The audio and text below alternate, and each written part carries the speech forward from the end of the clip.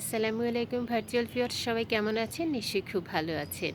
শীতের শুরুতেই আমার গোলাপ গাছে ফুল কলিতে একদম ভরপুর।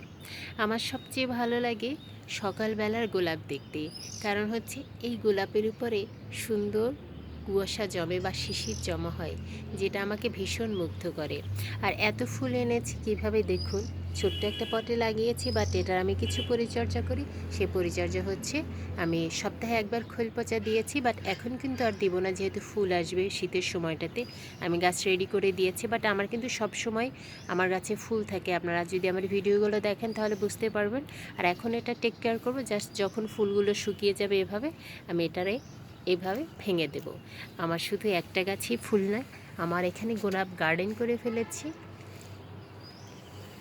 অনেক প্রজাতির গোলাপ আছে, আমি সবটা এই মুহূর্তে দেখাতে পারছি না। এই সাইডে যেটা আছে সেটা একটু